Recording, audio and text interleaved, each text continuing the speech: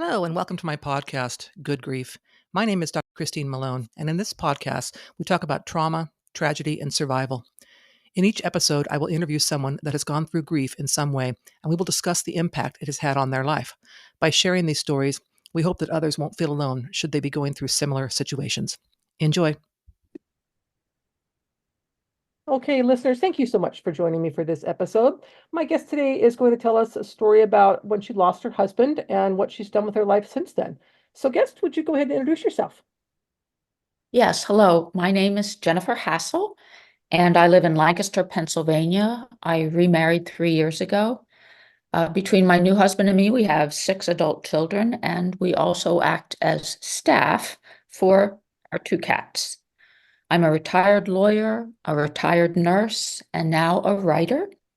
My first book, Badass Grief, came out in March of this year. Great.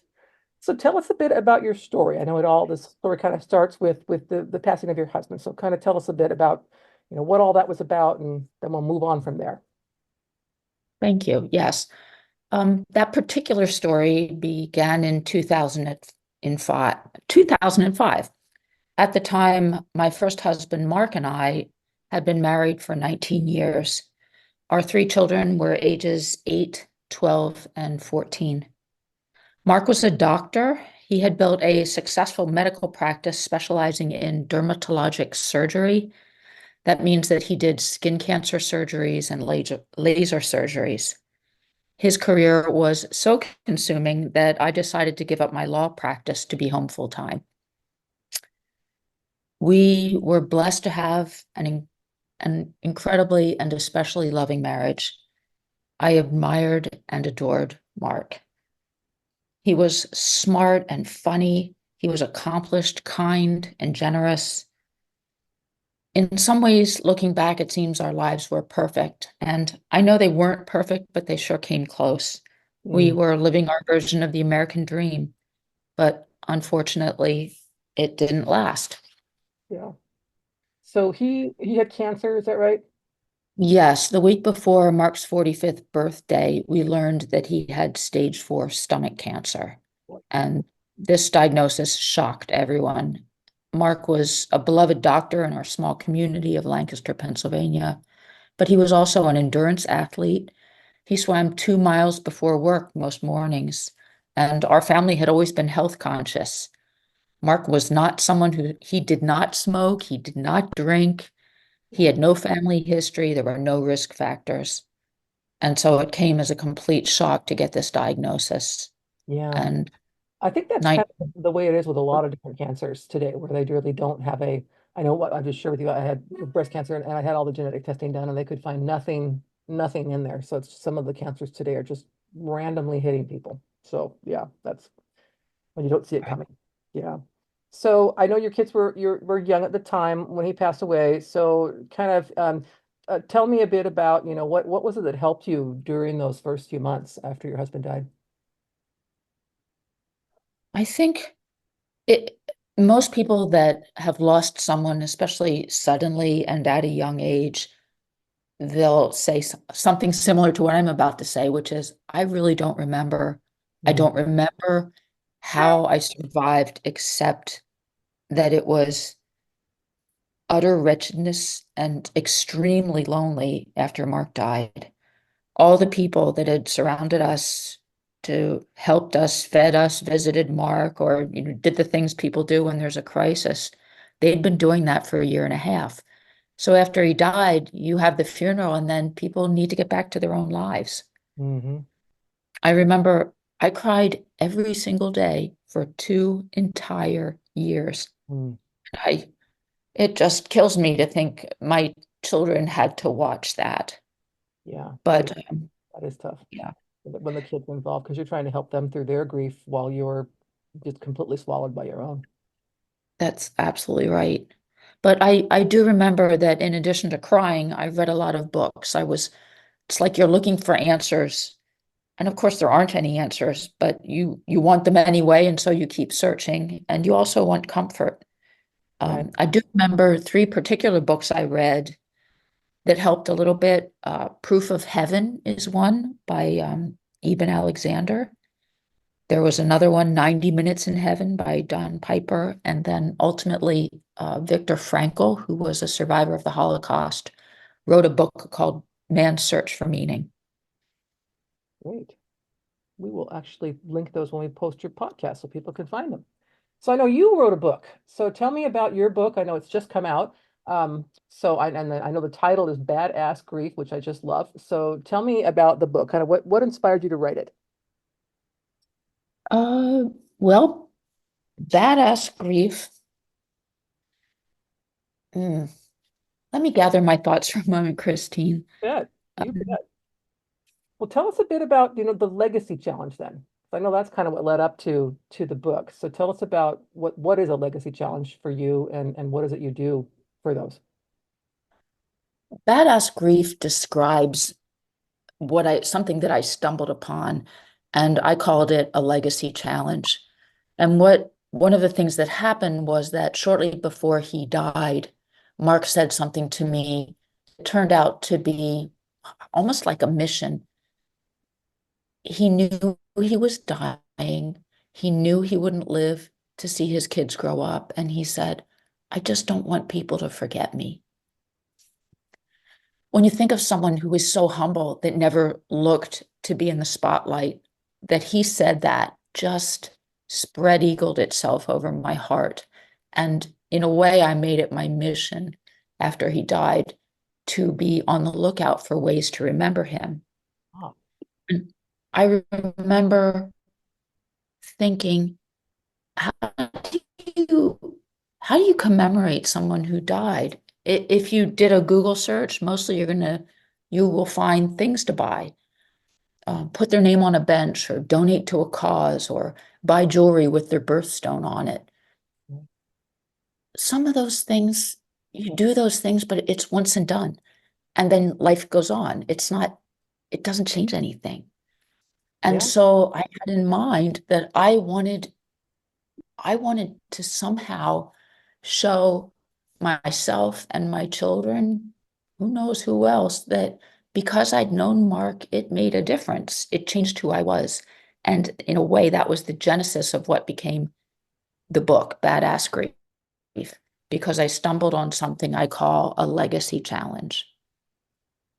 Great. So tell us about some of those legacy challenges. What was the first one you did?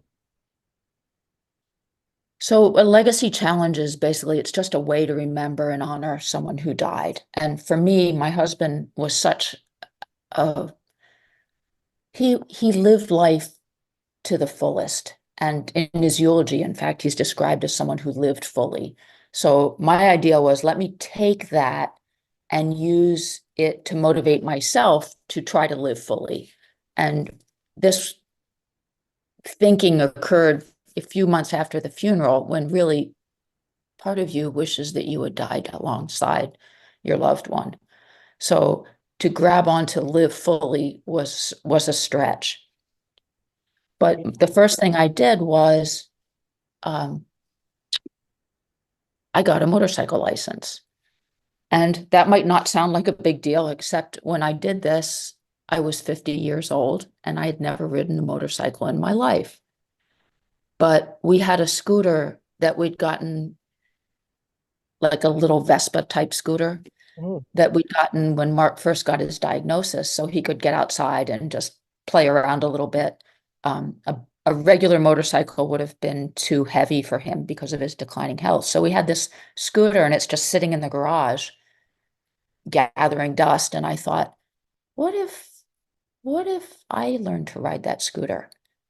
And to do that, I needed a motorcycle license. So that was my first challenge.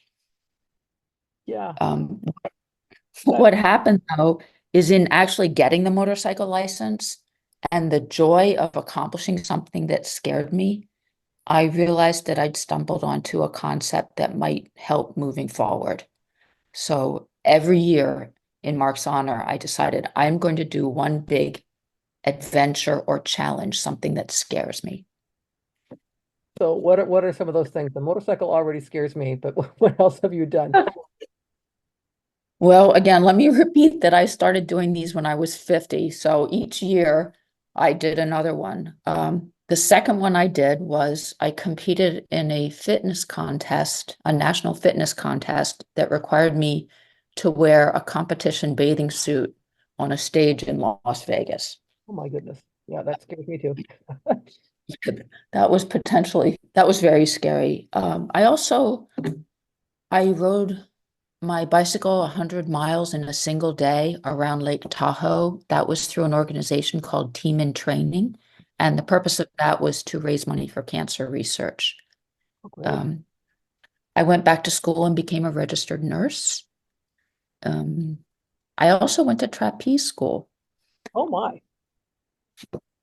Those are some of the things that I've done, but each year I've added to the list and tried to add one more thing. And some of them are physical adventures like trapeze school or the bike riding, and other things are more just face a fear, such as going back to college and changing careers or joining that public speaking group called Toastmasters and learning to stand in front of people and give speeches.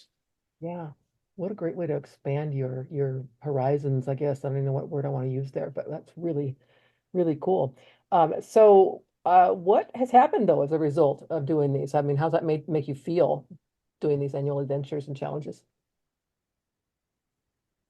Well, the first, at first it was just this was something to do. It was a short-term goal. It got me out of the house. Um, but as a result of doing these things, I met new people and expanded my social work network. I developed skills that I never knew that I could find interesting. Um, Over time, though, I gained greater confidence in my own abilities, Yeah. and that helped foster resilience that helped me move away from the depression and grief that consumed me, especially the first 2 years. Yeah. But ultimately, by going back to school, I found a new career, and that helped provide structure and even new purpose for my life. Right, right. And well, you're helping people. Not that you, I mean, you would help people as a lawyer too, but I know as a nurse, you definitely are helping people in a yeah, very, very big way. I have a very soft spot in my heart for nurses due to some of the situations I've been through. I very admire the career. So as I'm thinking about your story, and I'm guessing my listeners might be as well, kind of wondering, I don't have the time. I don't have the energy. I'm terrified of motorcycles, or I'm no way, I don't like heights. I don't want to do this, or I'm really shy, or so on. So, how can people use that legacy challenge to commemorate or remember their own missed loved one? That's a great question. And I do get that most people wouldn't want to do some of the things I did. But the reason I did them is something that they can latch on to. I chose to be adventurous because that's who my husband, Mark, was. He was someone who embraced life. And honestly, before he died, I was quite content to sit on the sidelines and just take pictures of him doing adventures. It was that I wanted to emulate a quality in him that I liked and admired. And I think that anybody who has lost someone they love can pick up on that theme, that you choose a quality or characteristic of your loved one and find a way to adopt it and share it in the world.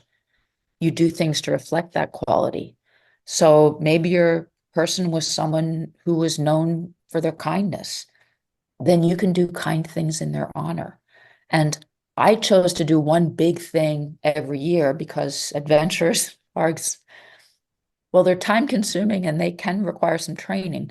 But Right. if, say, you chose kindness, you could do acts of kindness every day or Yeah. once a week, or just be deliberate about it. Yeah. Was your person someone who liked to throw parties or create beautiful gardens? Did they go to concerts? There's all these things that you could do to remember them by adopting some of their best qualities and sharing them with the world. I absolutely love this idea, and I can't wait to read your book. So, is there Thank anything you. else you'd like to share before we end today? Um, yes, just in wrapping it up, I honestly believe that each person has this divine spark in them. There's something about them that's worth passing on. So the whole legacy challenge idea is about taking that spark from your loved one's life, use it, light your own candle, carry it out into the world. I think having a legacy challenge can be a motivating force to do intentional acts of generosity or bravery, kindness or love. And this is the way that we can each work to make the world a better place, but also remember the legacy of people that we've loved and lost. Yeah, I love that. Hanging on to the positive memories and making new ones as if, they're still, because they are still a part of you. I love that. The whole concept is just making me smile right now. So, well, Thank you. Jennifer, Thank you, thank you Dr. so much. Malone. Yes, thank you so much for joining me on my show. I greatly appreciate it. I can't, again, wait to read your book. We'll put a link to it when your podcast airs so people can find it. And again, thank you so much for your time. Thank you. Thank you for listening to this episode of Good Grief. To hear more about my personal story, please pick up a copy of my book, The Day I Became the Spider Killer, a memoir of trauma, tragedy, and survival, available in paperback, Kindle, and Audible via Amazon, Barnes & Noble, and other online book retailers.